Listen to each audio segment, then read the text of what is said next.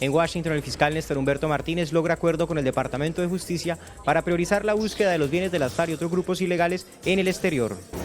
Juez condena a 21 años y 10 meses de prisión a Jonathan Vega, agresor de Natalia Ponce de León. En la vereda La Cominera de Corinto, Cauca, fue asesinada la dueña del lote donde se concentrarán las FARC para su desmovilización en esta zona del país. Muere otro niño guayú en una clínica de Barranquilla por enfermedades asociadas a la desnutrición. Es el número 11 en lo que va del año. Corte Suprema de Justicia escoge al segundo candidato para la Procuraduría. Ternan al ex vicefiscal Jorge Perdomo. El jefe de negociaciones del Gobierno Nacional, Humberto de la Calle Lombana, calificó de descabelladas las declaraciones del procurador Alejandro Ordóñez al señalar que hubo un pacto en La Habana para la salida de su cargo. Listo el tarjetón para el plebiscito del próximo 2 de octubre. Registraduría imprimirá 34 millones de tarjetones, 15.000 de ellos para invidentes. Consejo de Bogotá y organismos de control le ponen la lupa a contrato de 18.000 millones de pesos entre la Alcaldía de Bogotá y la empresa de seguridad de Medellín para nuevas cámaras de vigilancia.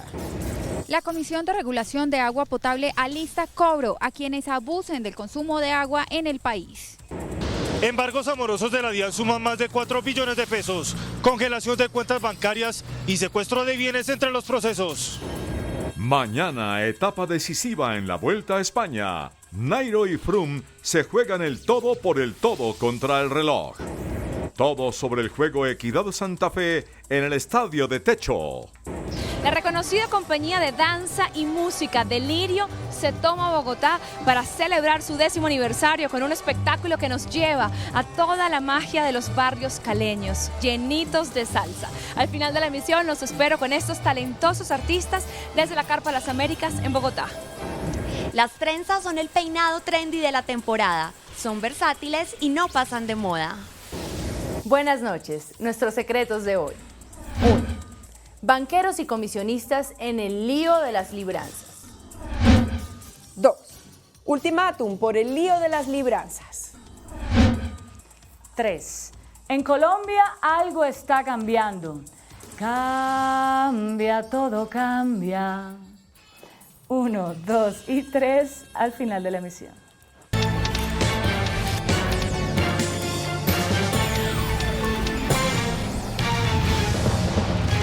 Buenas noches. Desde Washington, el fiscal general de la Nación, Néstor Humberto Martínez, anunció una alianza con el gobierno de Estados Unidos para perseguir los capitales ilícitos de las FARC. Informe de nuestro corresponsal en la capital estadounidense, Jaime Moreno. En Washington, durante la conferencia anual de la CAF, el fiscal Néstor Humberto Martínez dijo que logró un acuerdo con el Departamento de Justicia para ir detrás de los bienes de las FARC. Advierte el fiscal que si la guerrilla intenta legalizar estos bienes después de la firma del acuerdo, podrían perder los beneficios. Las FARC no harán política en Colombia con los dineros ilícitos provenientes del narcotráfico, del secuestro, de la extorsión y del chantaje. Y quiero celebrar que en mi visita a Washington he logrado una gran alianza con las autoridades de este gran país para construir grupos de trabajo que nos permitan hacer efectiva la extinción del dominio, del patrimonio ilegal de las FARC. El funcionario explicó que el estatus de ilegalidad de los bienes de las FARC no cambia con la entrada en vigencia del acuerdo de paz y que la Fiscalía estará atenta para evitar cualquier maniobra de lavado de activos. De tal manera que si después de la ley de amnistía, y que quede claro, realizan operaciones para penetrar el sistema financiero y darle el carácter de ilícitos, u operaciones transaccionales para lavar esos activos, habrán de incurrir en un nuevo delito y en ese momento los privilegios de la amnistía los habrán de perder. Información desde Washington, Jaime Moreno, en CMI La Noticia. El gobierno calificó como grave el asesinato de la líder campesina Cecilia Culcué, ocurrido en Cauca. La mujer fue hallada con heridas de arma blanca y era la propietaria de un lote que será usado para la concentración de las FARC. Cecilia Culcué fue asesinada en la vereda La Cominera en Corinto, al norte del Cauca. Fue encontrada con 4 heridas de arma blanca al lado de su vivienda. Era propietaria del predio donde se ubicará un punto transitorio de normalización para la concentración de un grupo de combatientes de las FARC que se desmovilizarán y entregarán sus armas para reincorporarse a la vida civil. Al parecer, ¿cierto?, se fue a resolver un problema de aguas y no regresó. Líderes comunales en Corinto aseguran que con el proceso de paz empezaron a tomar fuerza grupos de extrema derecha que amenazan a los campesinos e indígenas que manejan procesos sociales en la región. Y este año llegaron panfletos donde pedían por cada cabeza líder del movimiento indígena llegaba una cantidad de dinero. La campesina, que era integrante de Fensuagro, Marcha Patriótica y la CUT, entre otras organizaciones de izquierda, no había recibido ningún tipo de amenaza, según las autoridades del municipio. Vamos a reforzar las medidas para los líderes sociales en el departamento del Cauca. Es un hecho grave porque se da en un lugar donde va a haber un punto de concentración de las FARC. El cuerpo de la mujer fue trasladado a medicina legal en Cali. Pues las FARC aseguraron en un comunicado que la muerte de la líder indígena Cecilia Culcué constituye una pésima señal de confianza para la construcción de paz en los territorios afectados por el conflicto. En un comunicado, el secretariado asegura que el crimen hace parte de una serie de homicidios y amenazas a los representantes de los movimientos sociales del suroccidente del país. La guerrilla pidió al gobierno adelantar la implementación de las medidas acordadas en el punto de garantías de seguridad de La Habana. En una carta dirigida a los candidatos a la presidencia de los Estados Unidos, Hillary Clinton y Donald Trump, el Centro Democrático pide que no se entreguen indultos a las FARC y que no se avalen los acuerdos de La Habana. La carta está firmada por el expresidente Álvaro Uribe, Óscar Iván Zuluaga, Carlos Holmes Trujillo y los senadores Iván Duque y Paloma Valencia. La misiva expone la posición del Centro Democrático sobre la lucha internacional contra el terrorismo internacional. En la carta se asegura que entregar indultos sería un mal mensaje para quienes promueven hechos de violencia por todo el mundo. Un juez condenó a 21 años y 10 meses de prisión a Jonathan Vega, el hombre que agredió con ácido a la joven Natalia Ponce de León. En el juicio, la Fiscalía demostró que el ataque fue premeditado y con sevicia. El juzgado, teniendo en cuenta las pruebas aportadas por la Fiscalía, condenó a Jonathan Vega Chávez a 21 años, 10 meses y 15 días de prisión por el delito de tentativa de homicidio. Al haber actuado por motivo abyecto, con sevicia, al haber sometido a esta dama a intensos sufrimientos, inmerecidos e innobles, por haberse aprovechado de circunstancias de indefensión, cuando Natalia bajó convencida de que se trataba de Bernardo Londoño y no tuvo tiempo para asumir una actitud de rechazo o resistencia a esa agresión tan cobarde. En el juicio se demostró que el agresor no tiene trastornos mentales. Lo que está en cuestionamiento y es objeto de reproche es ese acto, si se quiere, aislado, aborrecible, de haber atentado contra la integridad personal de una mujer. Este video fue clave y una de las principales pruebas de la Fiscalía para demostrar que Jonathan Vega actuó premeditadamente y que preparó el ataque contra Natalia Ponce de León. Con el video exhibido en el juicio oral, documento digital que adquiere el carácter de testigo silente. Natalia Ponce, al término de la diligencia, destacó la decisión del juez. Se hizo justicia, le doy gracias a los jueces, le doy gracias a los fiscales que se hicieron responsables de este caso. Creo que voy a seguir por esta lucha por el resto de mi vida, hasta que se terminen los ataques con ácido. El juzgado determinó que la pena de Jonathan Vega se debe cumplir en un centro de reclusión. El Instituto Nacional Penitenciario y Carcelario INPEC decidirá cuál es el centro de reclusión de Jonathan Vega. Pues la condena a Jonathan Vega no contempla los avances incluidos en la nueva ley Natalia Ponce de León, la cual aumenta las penas hasta los 40 años de prisión e incluye multas de hasta 150 millones de pesos. Según cifras de Medicina Legal, desde 2004 se registran 930 casos de ataques con ácido. 580 de estas víctimas son mujeres. El 80% de ellas tenían entre 20 y 30 años de edad. Por eso la ley contempla un significativo aumento de penas para estos agresores. Nuestra ley pone penas hasta los 40 años para hechos como el que acaba de suceder con Natalia y con otras víctimas en el país, que son más de 1000 en los últimos años en el país. La ley que ya está en vigencia asegura además un tratamiento diferencial para sus víctimas. Le vamos a exigir también al gobierno que se den todas las garantías para la recuperación, para los tratamientos, para las cirugías que requieren todas las víctimas de ataque con ácido en Colombia. El gobierno deberá en 6 meses implementar una política pública para la atención de estas víctimas. Con 16 votos a favor, la Corte Suprema de Justicia eligió al ex vicefiscal Jorge Perdomo como candidato a la Procuraduría. La Corte Suprema de Justicia realizó 3 rondas de votación para elegir a Jorge Fernando Perdomo como su candidato para la Procuraduría. Con un total de 16 votos fue designado el ex vicefiscal Perdomo, abogado externadista y también ex viceministro de Justicia. En su presentación ante la Corte Suprema de Justicia prometió priorización de casos, reforma al Código Disciplinario, modernización de los sistemas de información y renovación del modelo misional. Y toda esa información deberá ser organizada y pasada a la Jurisdicción Especial de Paz, a la sala de reconocimiento, para que se pueda avanzar en esas judicializaciones. Pero además deberá velar porque se cumplan obligaciones en materia de reincorporación a la vida civil de los desmovilizados y todos los demás puntos del acuerdo. Solo falta el candidato del presidente para completar la terna. Ayer el Consejo de Estado eligió al exministro Fernando Carrillo. El jefe del equipo negociador del gobierno en los diálogos de paz, Humberto de la Calle, rechazó las declaraciones de Alejandro Ordóñez luego de conocer la anulación de su reelección. La Corte Suprema de Justicia, que candidatizó a Ordóñez a la Procuraduría, aseguró que se aplicó el precedente del Consejo de Estado para adelantar la designación.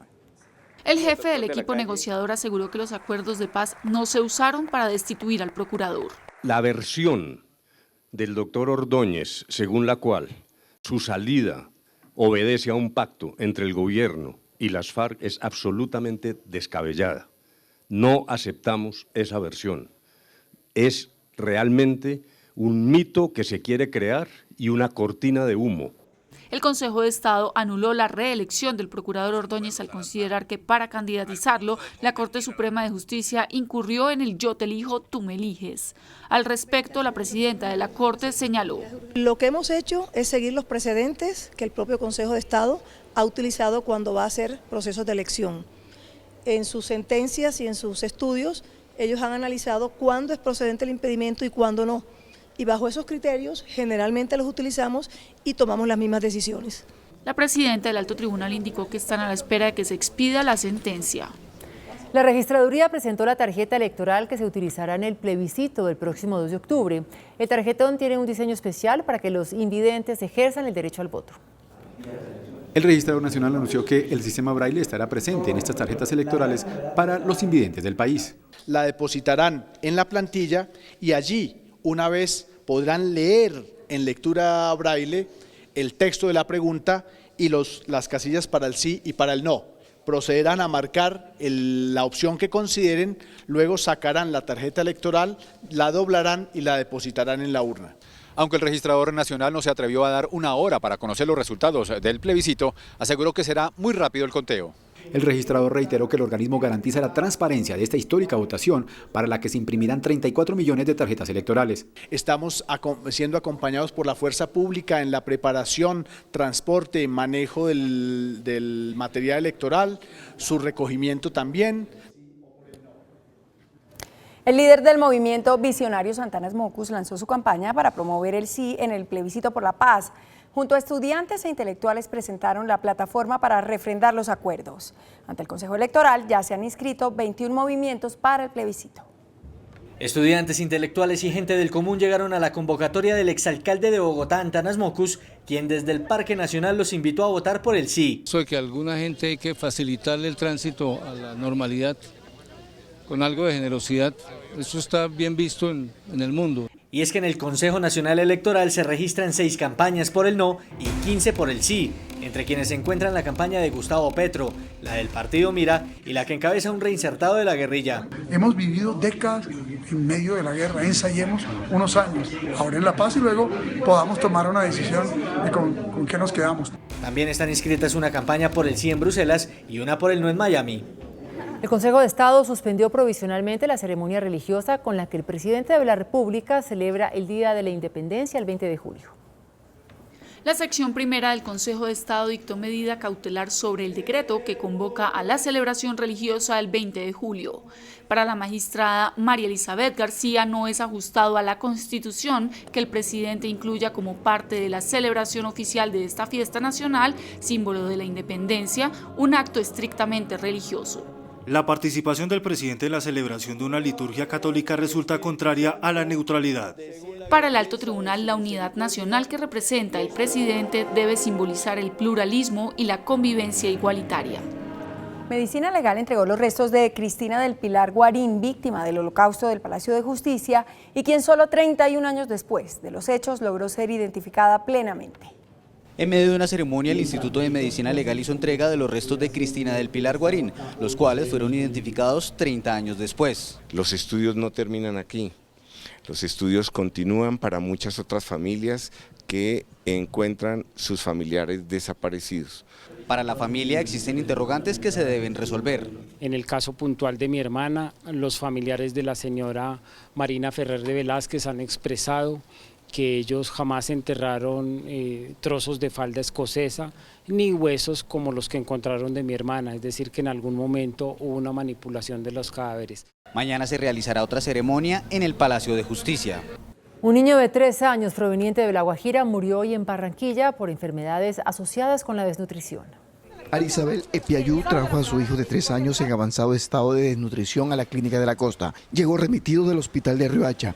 Una fuerte insuficiencia renal y múltiples complicaciones agravaron el estado de salud de este menor y murió en las primeras horas de este jueves. Por dentro todo se le había comido todas las enfermedades, por el hígado, todo el intestino, pues la enfermedad se le avanzó mucho y no lo podían salvar. El niño fue traído a Barranquilla el pasado lunes. Ella lo tenía allá en Riohacha y ahí de ahí lo pasaron para acá, para Barranquilla, para la Clínica de la Costa. Este es el caso número 11 de niño guayú que muere en Barranquilla por enfermedades asociadas a la desnutrición. El de hoy provenía de una ranchería en jurisdicción de Uribia, en la Alta Guajira. La Comisión de Regulación de Agua Potable alista una nueva medida para controlar el consumo de agua en todo el país, pese al desmonte del castigo para los derrochadores implantado para la época de sequía. Hoy se conoció que las probabilidades de ocurrencia de un fenómeno de la Niña bajaron al 48%. Este comportamiento de neutralidad climática llevó al regulador a derogar la medida que castigaba a los malgastadores. Ahora busca revivir el cobro al consumo suntuario como medida preventiva del derroche. Ese consumo suntuario corresponde al doble de lo que es un consumo básico. Ese valor de ese metro cúbico adicional sería mucho más caro. Bogotá tiene un consumo promedio de 11 metros cúbicos por familia de 4 personas. El consumidor pagará más si supera a los 23 metros cúbicos. Medellín tiene un promedio de consumo de 13 metros cúbicos. Si supera los 27 metros cúbicos se le hará un cobro adicional. Barranquilla tiene un promedio de consumo de agua de 16 metros cúbicos. Si supera los 33 metros cúbicos, la tarifa se incrementará. Este tipo de medidas que buscan hacer usos racionales del agua no están castigando a aquellos que están haciendo un uso eficiente de la misma. De acuerdo con el regulador, el consumo de agua en el país es moderado. La Contraloría de Bogotá y algunos concejales investigan presuntas irregularidades en la firma de 5 contratos que el Fondo de Vigilancia realizó con la empresa de seguridad de Medellín y que suman 18.000 millones de pesos. En mayo de este año, el Fondo de Vigilancia suscribió 5 contratos por 18.000 millones de pesos con la empresa de seguridad urbana de Medellín, el más destacado, uno de 10.620 millones para comprar cámaras de vigilancia. Porque es una empresa especializada precisamente en temas de seguridad. A ese se suman uno de dotación para la Fiscalía, otro de aplicaciones para denuncias y el de la nueva plataforma para la línea 123. Es una modalidad de contratación que hoy tiene la Ley 80, que está amparada en la Ley 80 y que nosotros verificamos realmente que cumpliera con todas las exigencias de la norma. La contratación es legal, pero la Contraloría y algunos concejales han cuestionado el convenio porque no hubo licitación y porque la ESU podrá subcontratar otras empresas, como ya ocurrió con el contrato de mantenimiento de cámaras adjudicado por 3.222 millones y subcontratado por 2.800 con la Compañía Internacional de Integración. Yo creo que aquí lo que hay que buscar son procesos transparentes que inviten a todos los oferentes posibles. No es aconsejable entregar recursos públicos a dedo. El distrito dijo que no tiene dudas sobre la legalidad de los contratos. La directora de ingresos de la DIAN, Cecilia Rico, reveló que los embargos amorosos suman 4 billones de pesos. Actualmente se busca un acuerdo de pago con más de 380.000 contribuyentes antes de proceder al cobro coactivo. De acuerdo con la Dirección de Impuestos y Aduanas Nacionales, los embargos efectuados por la entidad ya suman 4 billones de pesos a través de la congelación de cuentas bancarias y el secuestro judicial de bienes inmuebles. La medida se dio sobre más de 10.000 morosos. Los embargos de cuentas bancarias superan los 4 billones de pesos porque la DIAN puede embargar hasta 2.5 veces el valor de la deuda que tenga con la DIAN. Actualmente 380.000 contribuyentes estarían en riesgo de esta medida. Sin embargo, se da la posibilidad de llegar a un acuerdo de pago antes de llegar al embargo. Lo que procuramos es que la mayoría nos cobrarlo de manera persuasiva con el centro de cobro, le mando un aviso de cobro, lo llamo, le expido un acta para que comparezca determinado día, a determinada hora. Cabe anotar que desde marzo del presente año se han hecho más de 618.000 llamadas para llegar a un acuerdo con los morosos. El director de la Agencia Nacional de Tierras, Miguel Samper, puso en marcha el programa de desarrollo de proyectos en predios baldíos en el departamento de Arauca. El gobierno, a través de la Agencia Nacional de Tierras, puso en marcha el modelo de administración inteligente en predios baldíos que por ley no pueden ser adjudicados a particulares. El objetivo es el desarrollo de proyectos productivos en favor de las comunidades. El plan piloto inicia en Arauca con la producción de cacao que beneficiará a más de 100 familias. 28 campesinos ya son formalmente productores.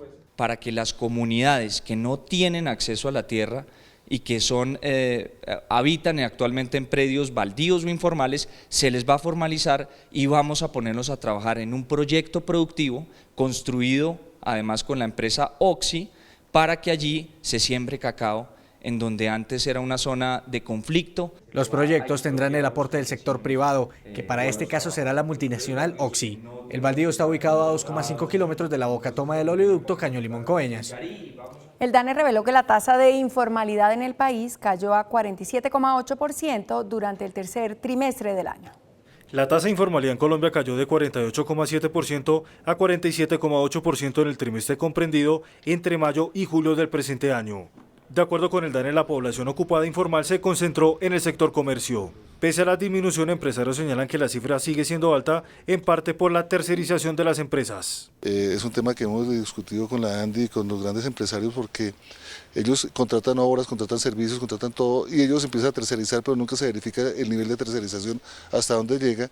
Y cuando ya llegamos al último nivel de tercerización ya se ve una competencia desleal entre técnicos y compañías. El dirigente señaló que se buscará un modelo entre las grandes empresas y las pequeñas compañías para seguir aportando al empleo formal.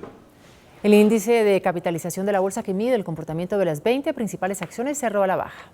Con el fin de potencializar su unidad de negocios y fortalecer su presencia en el mercado financiero colombiano, la firma Alianza, en la celebración de sus 30 años, anunció el cambio de imagen para sus compañías Alianza Valores y Alianza Fiduciaria. La sociedad maneja más de 38.7 billones de pesos en activos. Mostrarnos al mercado como una compañía en permanente cambio, innovación, una marca mucho más dinámica, mucho más cercana, que refleja la alianza permanente que fomentamos con nuestro cliente.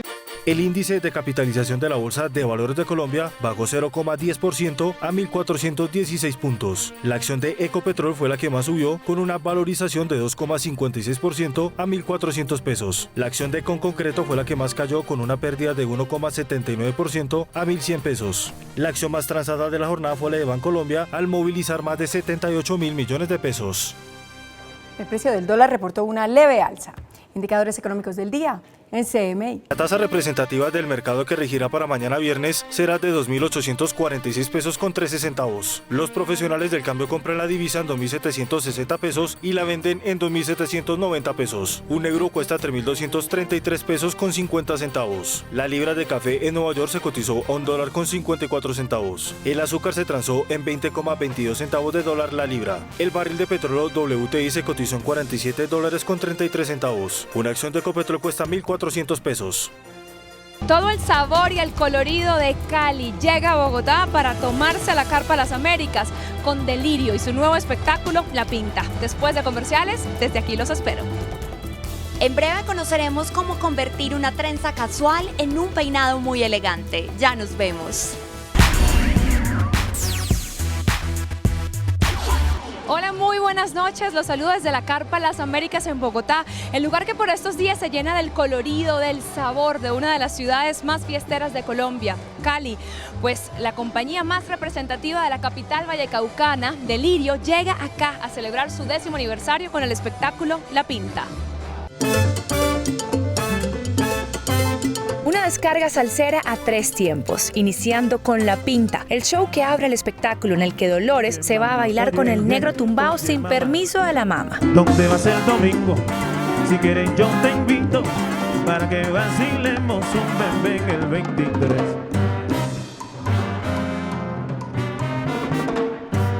una recreación musical de un típico barrio de Cali.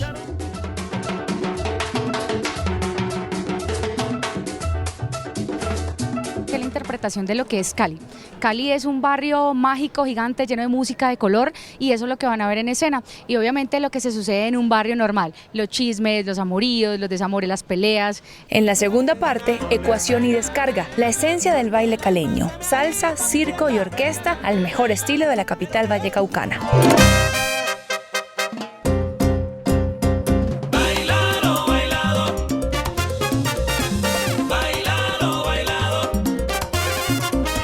Y el cierre con el homenaje a Michael Jackson. Un tributo salsero al rey del pop. Mañana y el sábado, estos 90 artistas seguirán celebrando el 10º aniversario de Delirio a punta de salsa. La diseñadora Adriana Santa Cruz alza hoy un nuevo vuelo en el mundo de la moda. La nariñense presentó hoy en Bogotá su nueva colección inspirada en los indígenas quechuas. Adriana Santa Cruz se inspira en el arco iris y hoy lanza su nueva colección Coeche, alma de luz y agua. Para la diseñadora, su mayor inspiración en esta colección ha sido la posibilidad de jugar con los 7 colores del arco iris en sus prendas únicas, en las que fusiona el tejido con las telas industriales. Es el arco iris, es esa visión de luz y sombra, de agua, de fluidez que representa, ¿no? Y la tela después fue plisada con técnicas indígenas ancestrales. Adriana se ha caracterizado por trabajar de la mano con los indígenas, con quienes ha compartido por 16 años, comprometiéndose a resaltar el maravilloso trabajo artesanal y la identidad de Colombia. Sedas y algodones mezclados con tradición a través de faldas, capas y abrigos que dan vida a su colección Coeche. El reconocido diseñador Tom Ford inauguró la Semana de la Moda de Nueva York con una colección inspirada en la estética disco de los años 70. La picardía que caracteriza a Tom Ford lo lleva a crear colecciones que jamás pasan desapercibidas. En esta ocasión, el norteamericano toma como referencia una paleta de colores neutros para introducir su gusto por las texturas, las lentejuelas, las lanas, los cueros y las pieles simuladas. Las prendas para hombre y mujer llevan matices de la época disco. Tejidos opacos como el terciopelo provocan un estilo sensual. Vestidos lisos con escotes, piezas en metal dorado, conjuntos más ligeros en sedas estampadas llevan el ADN de Tom Ford, un diseñador que siempre se arriesga en la Semana de la Moda de Nueva York. Y si de tendencias en peinados hablamos, las trenzas siguen pisando fuerte.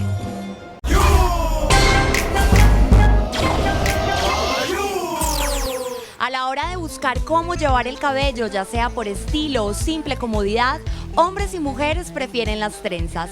Hoy les proponemos varias opciones para que ustedes usen según la ocasión. Trenza lazo. Esta trenza es ideal para el día, para ir a trabajar o salir a almorzar.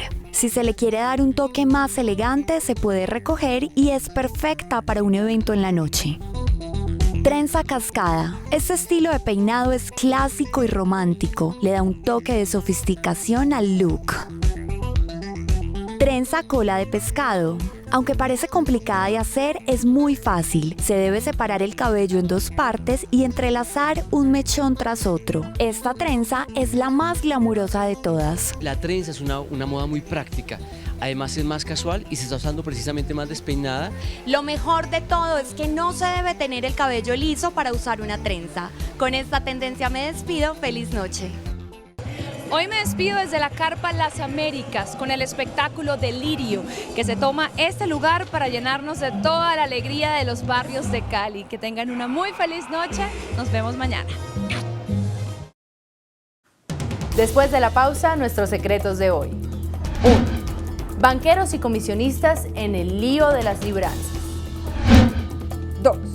Ultimátum por el lío de las libranzas. 3. En Colombia algo está cambiando. Cambia, todo cambia. 1, 2 y 3 después de comerciales. Nuestros secretos de hoy. 1. Poco a poco comienzan a conocerse los nombres de los afectados con la liquidación de la firma administradora de libranzas, Estraval, que según las investigaciones vendía no una ni dos, sino hasta 3 veces los pagarés que firmaban cientos de empleados para obtener un crédito que se descontaba por nómina. En la larga lista de acreedores aparecen Austrobank Overseas de Panamá, la compañía de financiamiento comercial Giros y Finanzas, el Fondo de Inversión Colectiva Global Securities y la Asociación Democrática de Empleados del Sector Bancario y Financiero, ADEBAN. Pero además, las autoridades rastrean una inversión que al parecer hizo en Estraval el encopetado Deutsche Bank, el banco más importante de Alemania, que según los hallazgos adquirió varios pagarés que fueron ofrecidos posteriormente a otras entidades financieras. Pero ¿saben qué es lo más grave de todo esto? Que según las indagaciones, más de 40.000 pagarés fueron vendidos varias veces por Estraval. Esto ya está tomando tintes de descalabro financiero. Ay, ay, ay. 2. El reloj comenzó a correr en contra de las firmas dedicadas a la administración de libranzas. Algunas situaciones no muy claras encontradas en algunas de las compañías que se dedican a manejar los llamados créditos de libranzas, es decir, aquellos que se descuentan directamente de la nómina de los empleados, obligaron a la Superintendencia de Sociedades a lanzar un ultimátum para estas firmas. Mañana, antes de la medianoche, tendrán que entregar a las supersociedades el balance del último año, los estados financieros a julio de este año y un informe detallado sobre sus deudas, incluyendo información sobre acuerdos de pago, deudas que no se han cancelado o que están en mora. Tendrán que revelar la composición de la junta directiva y el listado completo de todos los socios. Si no lo hacen, habrá garrote. Se impondrán millonarias multas a socios, revisores fiscales y directivos de las firmas que no acaten la orden. La cosa se puso seria, muy seria. 3. El monumento a los caídos, ubicado en la zona del CAN, al occidente de Bogotá, servirá mañana de escenario a un hecho nunca antes visto en la historia de nuestro país. Por primera vez, las fuerzas militares condecorarán a un exmilitante de la guerrilla, así como lo oyen. La jefatura del Estado Mayor Conjunto le impondrá la medalla José Hilario López al exintegrante del M-19, exministro de Salud y exgobernador de Nariño, Antonio Navarro Wolf. La medalla José Hilario López se otorga a los colombianos que con sus actividades honran el respeto a la moral y a los derechos humanos. El acto se convertirá en una verdadera muestra de reconciliación entre quienes en el pasado estuvieron enfrentados. Como cantaba nuestra recordada Mercedes Sosa: cambia, todo cambia, cambia, todo cambia. Hasta mañana, que descanse.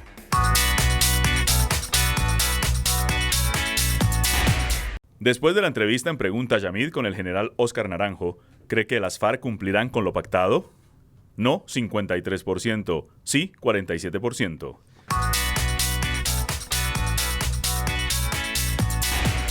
Hasta aquí las noticias, nos vemos mañana en CMI. No se muevan, que ya viene hashtag.